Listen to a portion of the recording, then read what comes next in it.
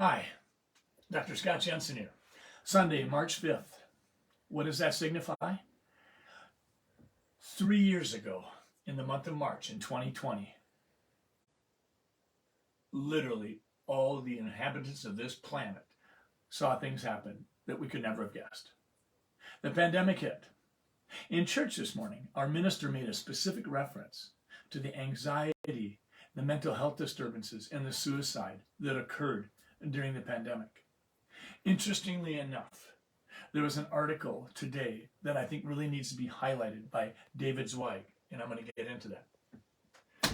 My Sunday afternoon will be looking at these documents to prepare for my March 24th meeting with the Minnesota Board of Medical Practice. We're going to have a conference, and we're going to talk about the various allegations against me that I believe truly violate my First Amendment rights. But let's get to the letter of David Zweig.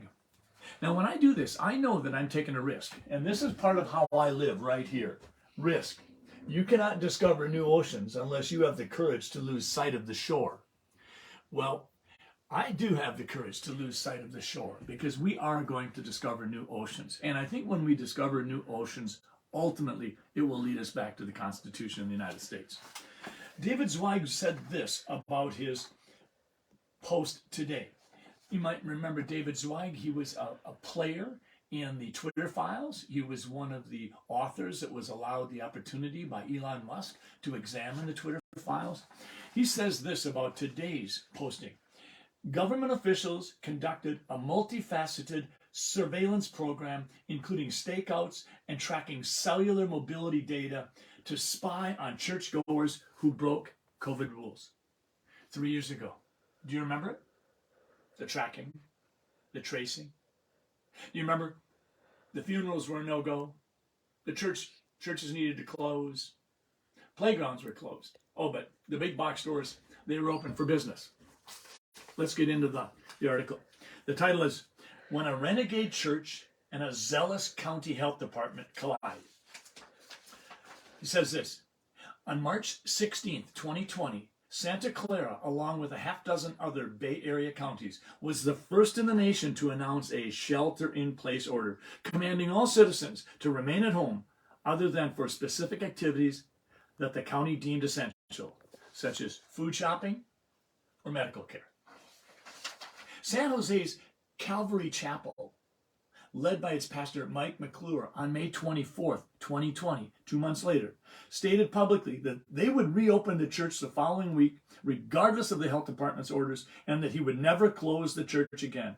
After 2 months of isolation, many congregants were teetering toward despair.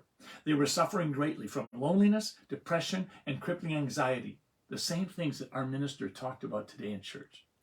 The church was their community, and returning to the normalcy of its rituals and in-person fellowship was vital for their mental, spiritual, and physical well-being. 3 years ago in May.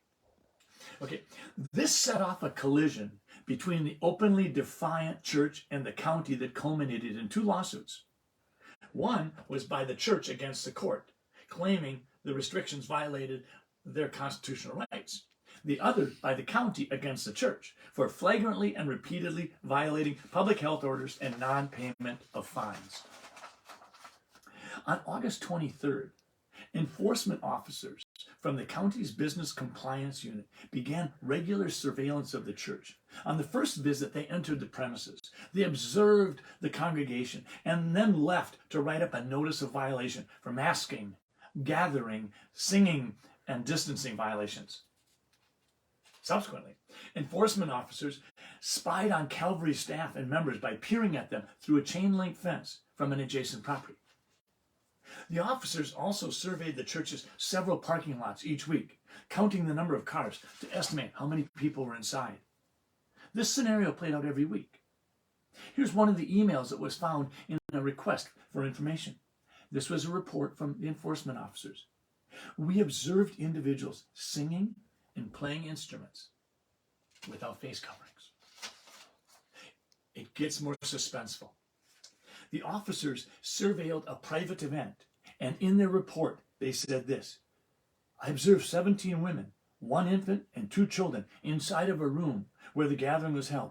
We noticed that a majority of the women were maintaining a social distance of 6 feet from one another, but we also saw that they were not wearing face covers, and one such individual was singing while indoors.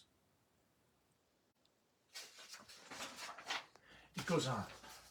Tracking mobility data of churchgoers. The Santa Clara County Health Department used cellular mobility data to track how many people were attending Calvary Chapel on any given day. A geofence, a virtual geographic boundary, was set up around Calvary Chapel's property. There's a picture of it right here. Sort of a fancy, high-tech thing that you sort of see on some of the TV shows. This is what he said. For any readers who may think all of this data tracking is fine, especially so of the churchgoers since they were breaking the law, you may want to take a breath here, because surveillance is never limited to the people you disagree with. Listen in. According to a Vice expose, SafeGraph, that's a technology, SafeGraph also sold mobility data of people visiting abortion clinics, including more than 600 Planned Parenthood locations. The data showed where groups of people visiting the locations came from, how long they stayed there, and where they went afterwards. To what end? Daniel Ho did an analysis of the SafeGraph data, and he was paid by the county $800 per hour. And his data analysis appeared to be correct, because David Zweig talked with Pastor Mike McClure at the church. In 2006, 14 years earlier, D.A. Henderson, a doctor who led the program to eradicate smallpox and who was considered before his death in 2016 perhaps the world's most celebrated epidemiologist, wrote the following, quote, "Experience has shown that communities faced with epidemics or other adverse events respond best and with the least anxiety when the normal social functioning of the community is least disrupted." In February 2021, about a year later, the U.S. Supreme Court struck down California's ban on gathering in churches. So as we walk through this month, March 2023, I hope we don't forget what we lived through. Tracking and tracing. Using your phone against you without your permission. Spying.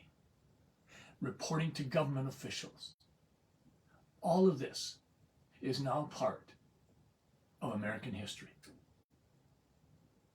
And if they can do it to someone, remember, they can certainly do it to you. Have a good March.